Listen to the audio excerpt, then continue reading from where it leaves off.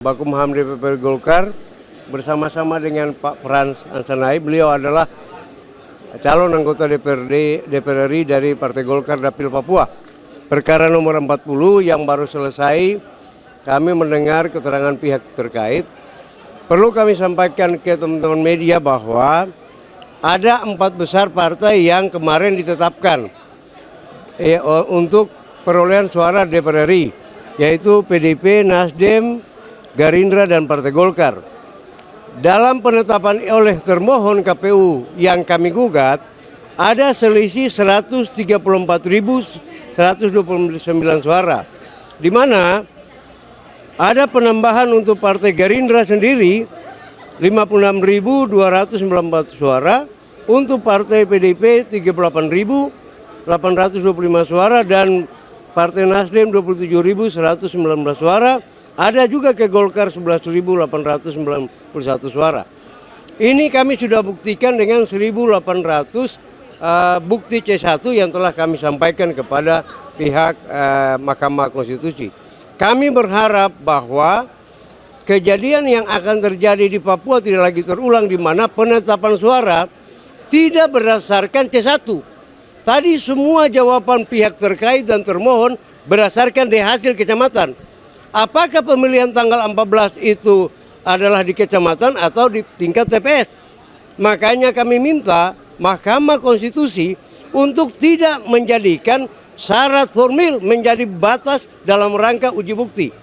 Kami minta syarat material, di mana jangan hanya karena masalah tenggang waktu dan masalah apakah pemohon yang mengajukan di perorangan dan partai, ada alat bukti yang merupakan kejadian luar biasa ini terabaikan dalam pembuktian sidang lanjutan. Jadi hari ini kami menyampaikan kepada mendengar semua keterangan, tidak satupun pihak termohon dan pihak terkait yang membantah bukti dengan bukti. Artinya dia tidak mengajukan alat bukti sebanyak TPS yang kita ajukan. Kita ajukan 1.800, tapi buktinya hanya 7-8. Dan ada yang aneh hari ini, termohon KPU kok seolah-olah mewakili pihak terkait, yaitu kayak Gerindra. Dia yang kita serang kok tidak hadir sebagai pihak terkait. Ada apa ini? Aneh nih pemilu di Papua. Kami mengharapkan dari pihak Partai Golkar, kiranya permohonan kami dapat dikabulkan untuk apakah penghitungan ulang, pemilihan ulang, atau menetapkan kami sebagai pemenang, kami serahkan kepada Mahkamah Konstitusi. Ini kami bicara berdasarkan data dan bukti yang kami miliki dari C1 hampir di 60% TPS di 5 kabupaten kota yang telah kami sampaikan kepada pihak Mahkamah Konstitusi. Itu. Terkait berikutnya, apakah akan ada saksi ahli yang mau dihadirkan atau seperti apa? Ya, kami akan menyampaikan saksi-saksi fakta, dan kami sudah berkoordinasi dengan pihak pemohon kami juga, bahwa kami akan ingin mengajukan saksi ahli untuk menguatkan dalil-dalil dan bukti-bukti yang telah kami sampaikan ke MK. Mungkin kami berterima kasih bahwa kami punya klien, yaitu Pak Frans Ansanai. Ini pemilu yang ketiga beliau ikut, karena beliau merasa bahwa selama ini di Papua, apabila terjadi pelanggaran, kelemahannya di fakta hukum, yaitu bukti. Beliau ini berusaha sebagai calon DPR RI kemarin di 5 kabupaten, penuhi semua bukti tingkat TPS.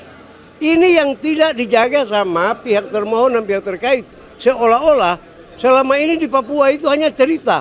Kali ini Pak Frans telah membuktikan satu pendidikan politik yang luar biasa, di mana beliau menjadikan pengawalan tingkat TPS adalah kunci untuk membatalkan hasil yang dilakukan oleh pihak termohon, yaitu hasil penetapan KPU yang hari ini sudah diumumkan, tapi itu berdasarkan data kecamatan, bukan data fakta tingkat kecamatan. Ini mungkin ada Pak Frans bisa tambahkan sedikit, ya. Artinya tadi yang disampaikan oleh pihak termohon itu bukan tadi kan membantah atau tidak membantah bukti yang disampaikan oleh termohon. Ya. Artinya pemohon berdasarkan pada C1, Ya. tapi Termohon hanya sampai tingkat kecamatan. Dia berdasarkan di hasil kecamatan. Dia tidak berdasarkan C1. Yang tadi kami lihat daftar bukti yang disampaikan, begitu juga dengan pihak terkait. Artinya peluangnya bagi pemohon seperti apa? Keluhan bagi pemohon ini kami merasa bahwa kalau kami mendalilkan, kami bisa membuktikan, kami sama yakin bahwa pemilu khusus di Dapil Papua, pihak pemohon akan dikabulkan atau ada pertimbangan lain dari pihak Mahkamah Konstitusi. Kami serahkan kepada Hakim Mahkamah. Mungkin Pak Pras. Ya. Terkait sidang hari ini, apakah cukup memuaskan dan memberikan peluang Abang? Ya, begini, saya mengikuti secara bertahap pada saat pengajuan permohonan dengan sejumlah alat bukti dari 3.000 TPS, 3.000 lebih TPS, kita mempersiapkan 60% alat bukti C hasil. Dan kenapa harus demikian? Karena memang pemilu dari waktu ke waktu, bahkan sampai pemilu 2024 di Papua, itu kita mengalami persoalan yang saat tadi disampaikan oleh penasihat hukum kami bahwa terjadi penggelembungan yang cukup signifikan, tidak mendasar kepada pelaksanaan pemilu di hari H pada saat pelaksanaannya dengan dasar C1 atau C hasil. Karena itu saya berkeyakinan dan optimis jika Hakim Mahkamah Konstitusi yang dari waktu ke waktu Papua selalu menjadi persoalan yang terus-menerus di dalam setiap pemilu. Ya, jadi mudah-mudahan Hakim Mahkamah Konstitusi mempunyai pertimbangan lain bahwa dengan sejumlah bukti yang kami sampaikan, hampir 1.800, 60% C1 itu kami penuhi, itu akan menjadi pertimbangan khusus. Walaupun pihak terkait hanya menjawab dalil kami lewat D hasil. D hasil itu saya kira secara terbuka semua partai politik yang mengikuti konsultasi di Papua itu tahu persis bagaimana peristiwa D hasil itu dibuat, tidak pada saat pleno yang selang waktunya mungkin seminggu atau 5 hari barangkali. Ini sudah hampir Hamin 1, bahkan dalam peristiwa pembuatan pleno dengan dasar D hasil itu Papua paling terlambat. Dan anehnya itu di 2 kota yang menjadi pusat, Kota Jayapura dan Kabupaten, yang mestinya dibanding Kabupaten Mamberamo Raya, Kabupaten Waropen dan lain-lain, mestinya Jayapura kota dan kabupaten lebih dahulu. Tetapi di wilayah yang agak terpencil justru lebih dahulu dan lebih cepat. Inilah yang menjadi tanda tanya kami. Sebetulnya ada apa? Ya kan?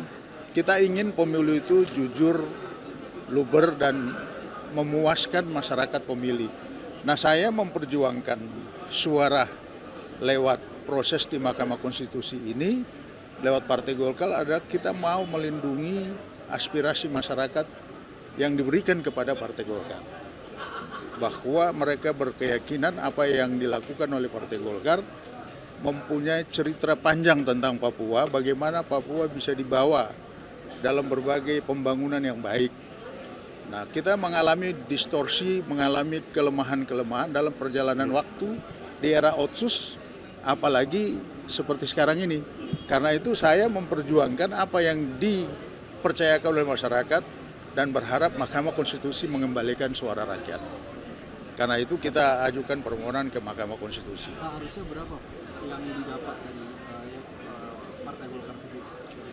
Dalam hitungan kami berdasarkan C1, Partai Golkar memperoleh 58.000 suara. Partai Gerindra itu memperoleh 54.000. Partai Nasdem 77.000. PDIP 90 lebih. Jadi kursi ketiga itu adalah kursi Partai Golkar.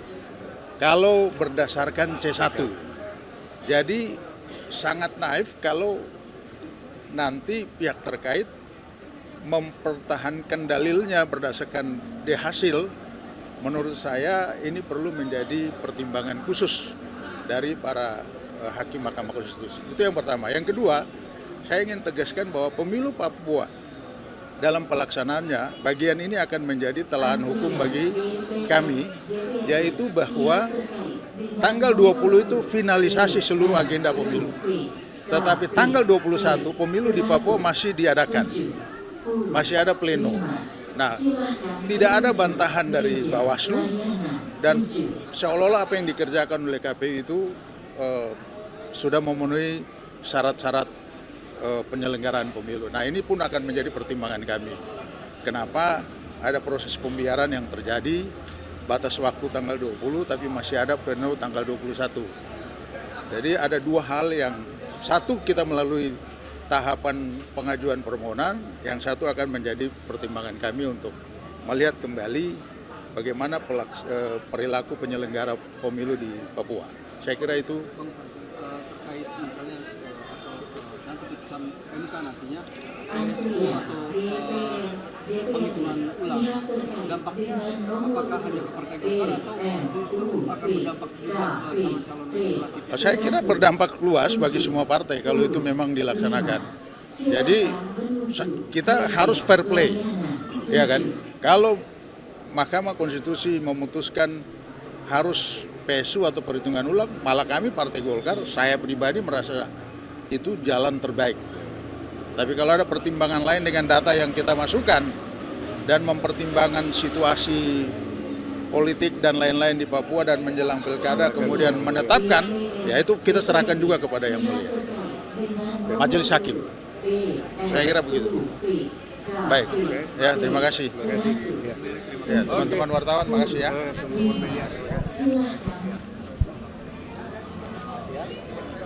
Media